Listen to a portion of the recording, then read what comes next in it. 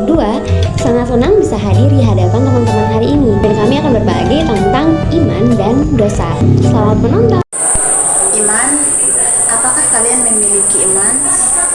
Iman menjadi hal yang harus dimiliki oleh umat Kristen.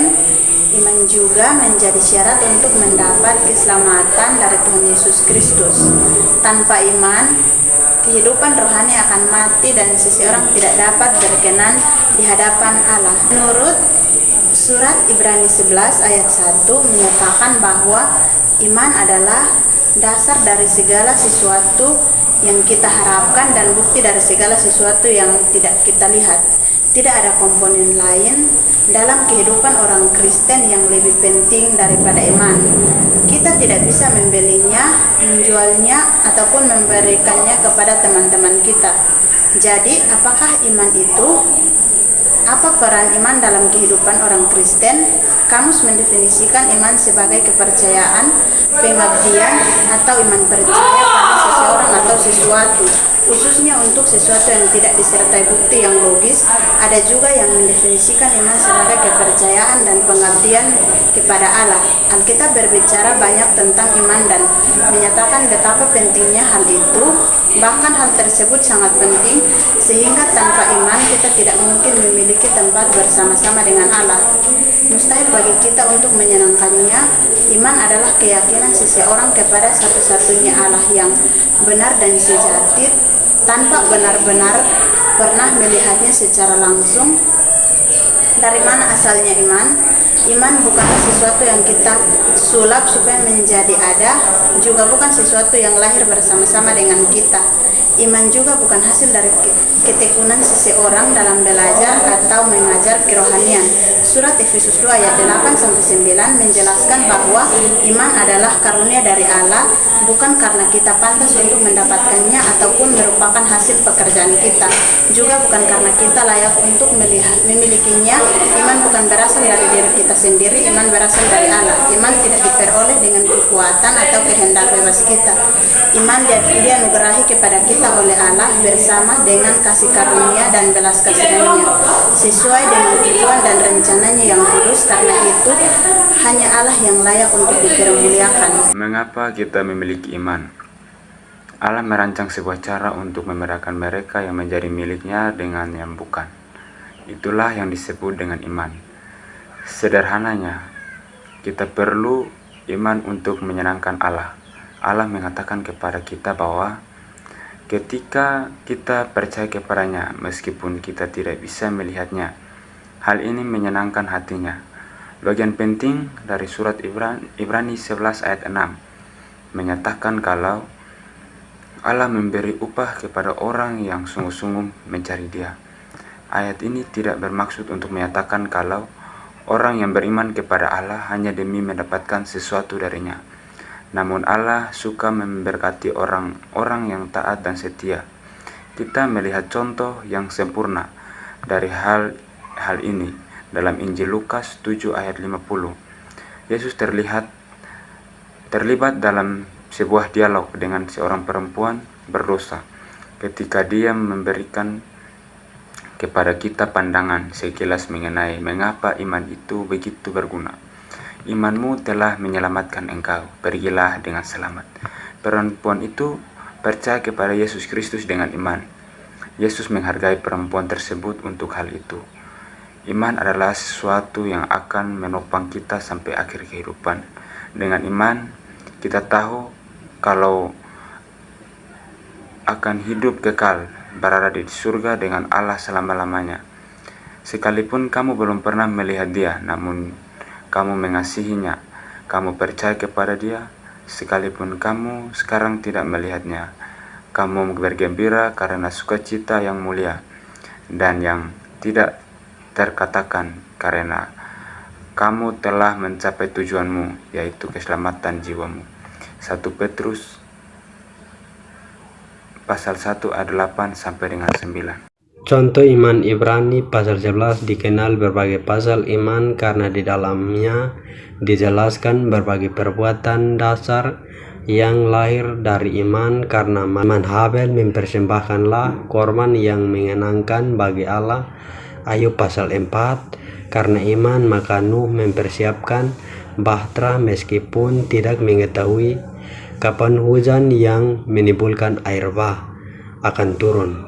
Ayub pasal 7, karena iman maka Abraham meninggalkan rumahnya dan menaati perintah Allah untuk pergi ke tempat yang tidak ia ketahui, yang kemudian rela mempersembahkan anak satu-satunya.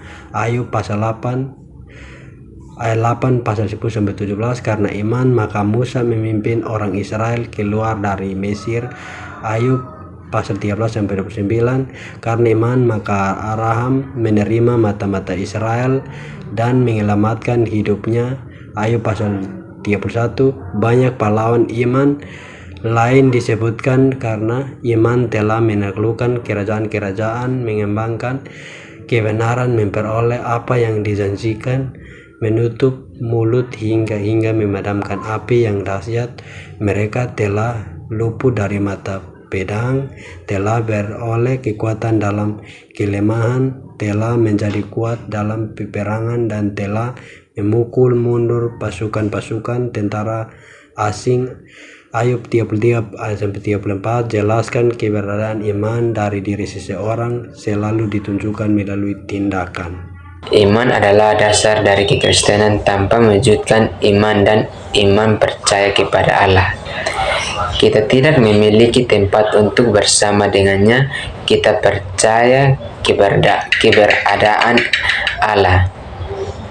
Dengan iman, kebanyakan orang memiliki gagasan untuk sama dan terpotong-potong mengenai siapa Allah. Mereka tidak memiliki rasa hormat yang pantas bagi posisinya yang mulai dan hidup mereka.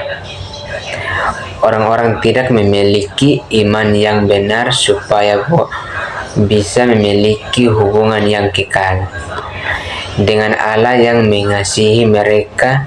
Iman terkadang seolah-olah meninggalkan kita karena itu merupakan karunia Allah yang digunakan kepada anak-anaknya. Dia memberikan masa-masa percobaan dan ujian untuk membuktikan bahwa iman kita adalah nyata. Allah menyatakan kepada kita untuk menganggap hal tersebut sebagai kebahagiaan karena ujian terhadap iman menghasilkan tekunan dan mendewaskan kita, memberikan bukti bahwa iman kita itu benar-benar nyata. Oke, baik. Saya akan melanjutkan materi tentang dosa. Dosa adalah segala perbuatan, perasaan atau pikiran yang tidak sesuai dengan hukum Allah. Ini termasuk melanggar perintah Allah dengan melakukan apa yang salah menurut Allah. 1 Yohanes 3 ayat 4. Alkitab juga mengatakan bahwa orang yang menahan diri untuk melakukan yang benar juga berbuat dosa, teman-teman.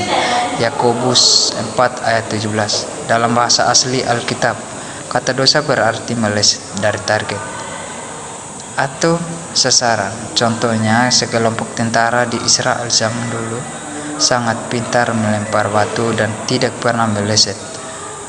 Tidak pernah meleset, teman-teman. Bisa berarti tidak pernah berbuat dosa.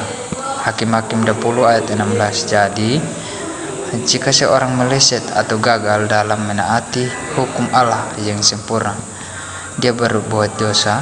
Sebagai pencipta, Allah berhak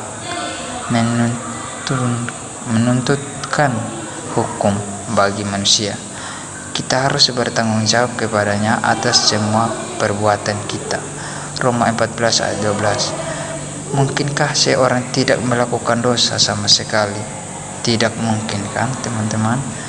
Alkitab mengatakan bahwa semua orang telah berbuat dosa dan gagal mencapai kemuliaan Allah. Roma 3 ayat 23, 1 Raja-Raja 8 ayat 46, Pengkhotbah 7 ayat 20, dan 1 Yohanes 1 ayat 8. Mengapa bisa begitu? Pasangan manusia pertama Adam dan Hawa tidak berdosa. Pada awalnya mereka diciptakan sempurna dan mempunyai sifat-sifat baik seperti Allah. Kejadian 1 ayat 67. Tapi mereka menjadi tidak sempurna karena melanggar perintah Allah. Kejadian 3 ayat 5, 6, 17 sampai 19. Lalu mereka mewariskan dosa dan ketidaksempurnaan itu kepada anak-anak mereka seperti cacat bawaan. Roma 5 ayat 12. Itulah sebabnya Raja Daud dari Israel berkata, dalam kesalahan aku dilahirkan. Selanjutnya, apakah dosa ada tingkatnya? Ya, ada teman-teman. Contohnya dalam Alkitab, katakan orang Sodom pada zaman dahulu sering berjahat dan berbuat dosa besar. Dosa mereka sangat berat. Tertulis dalam Kejadian 13 ayat 13 dan Kejadian 18 ayat yang ke-20. Teman-teman, ada 3 hal yang menentukan beratnya dosa. Yang pertama, seberapa parah. Alkitab mengingatkan kita untuk menghindari dosa besar, seperti melakukan pembunuhan, melakukan percabulan, menyembah berhala, mencuri, bermabuk-mabukan, memeras, dan melakukan sihir. Alkitab membedakan semua dosa ini dengan semua dosa yang tidak disengaja, seperti kata-kata atau perbuatan yang tidak dipikirkan terlebih dahulu sehingga menyakiti hati orang lain. Meski begitu, Alkitab menasihati kita untuk tidak meremehkan dosa sekecil apapun itu. Alasannya, dosa kecil pun dapat membuat seseorang untuk melakukan dosa yang lebih besar. Yang kedua, alasan berbuat dosa. Ada yang berbuat dosa karena mereka tidak tahu apa yang Allah inginkan. Meskipun itu salah, Alkitab membedakan dari dosa karena sengaja melanggar perintah dari Allah. Dosa yang disengaja berasal dari hati yang jahat. Dan yang ketiga, seberapa sering. Alkitab juga membedakan dosa yang dilakukan satu kali dengan dosa yang dilakukan berulang-ulang kali dalam waktu yang lama. Ada orang yang berulang kali melakukan dosa dengan sengaja, bahkan tahu caranya untuk tidak melakukan dosa itu lagi. Orang seperti itu akan dihukum oleh Allah. Mereka yang melakukan dosa besar akan merasa sangat bersalah. Misalnya Raja Daud menulis, kesalahan-kesalahanku telah melampaui kepalaku. Seperti tanggungan yang berat, semua itu terlalu berat bagiku. Dalam Mazmur 38 ayat yang keempat. Tapi Alkitab memberikan harapan ini, biarlah orang yang jahat meninggalkan jalannya, dan orang yang suka mencelakakan meninggalkan niatnya, dan biarlah ia kembali kepada Yehowa yang akan berbelas kasihan kepadanya dan kepada Allah kita, karena ia akan memberikan ampuh dengan limpah. Tertulis dalam Yesaya 55 ayat yang ke-7.